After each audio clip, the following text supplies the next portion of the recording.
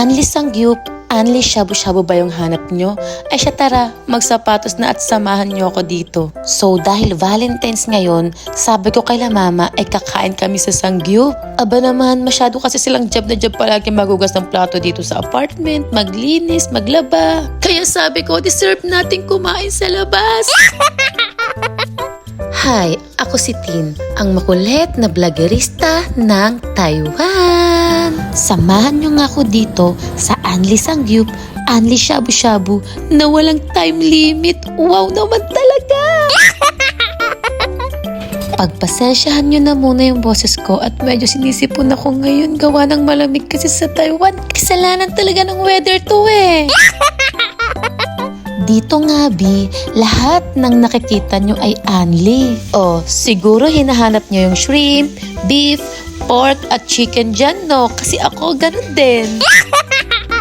So, dahil nga first time kong kumain dito, kaya nga hindi ko alam na ino-order pala yun. Pero kasama na yun sa binayaran mo. Kaya nga takang-taka yung mama ko nang nakita niyang isang karne lang yung meron sa table.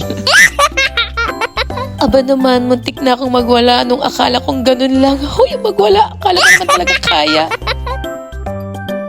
Tapos alam nyo ba, sabi ng mama ko, wag na daw kami kumain sa labas, gawa ng magluto na lang daw para mas makatipid, ganun. Yung mama ko talaga ay napaka-maalalahanin. Ayaw niya talaga napapagastos ako ng malaki hanggat maaari. Gusto niyang makaipon. Sabi ko nga sa kanya, ay wag siyang mag-alala dahil pag uwi namin sa apartment, ilang araw kaming toyo at suka ang ulam.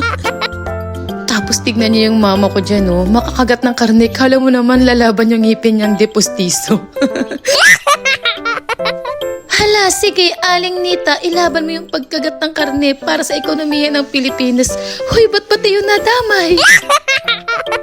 Sa totoo lang, sa ilang days nilang stay dito sa Taiwan, ngayon ko lang silang na-treat sa Sangyup. Gawa ng kapag nagala nga kami, ay nagbabaon kami ng pagkain para baga makatipid-tipid.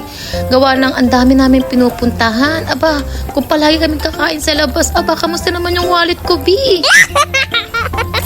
Kaya sabi ko sa kanila, sulitin natin to, kumain kayo ng madami. Kailangan mabusog kayo ng sobra-sobra. Tignan nyo naman si Aling Nita dyan, ganadong-ganadong magluto. Tapos yung kapatid ko, hala sige nguya, kala mo naman talaga kambing. Minsan lang naman to, kaya sagarin nyo na ako habang nandito pa kayo sa Taiwan. Kasi pag uwi nyo sa Pilipinas, mag-o-off na talaga ako ng mobile data. Teka, yan nga pala yung bill na babayaran ko, ha?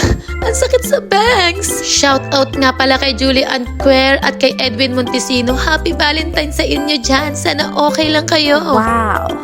Alam nyo, masarap talagang kumain, oo. Pero kapag bayaran na, parang gusto mo na lang bumalik sa kindergarten. Yung poproblemahin mo na lang, yung Crayola mong nawawala yung ibang kulay. Ang gastos maging adult, no? I shoot the face sa stress ko. Tignan nyo naman, umaatake na naman pagkamaligalig ko. Hoy, shoot na kami. Di ka na naman nakainom ng gamot. So, paano nga ba makapunta dito? So, from Taoyuan Station, lakarin nyo lang po yung papunta sa ATT.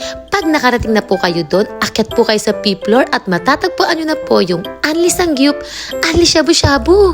Wow! Kung nagustuhan nyo po yung video, please like, share, and comment. Tapos, pa-follow na rin po ako sa FB page ko. Tsaka pa-subscribe na rin po sa YouTube channel ko. Baka naman! Wow! Hanggang dito na lang po muna for today's video. Salamat!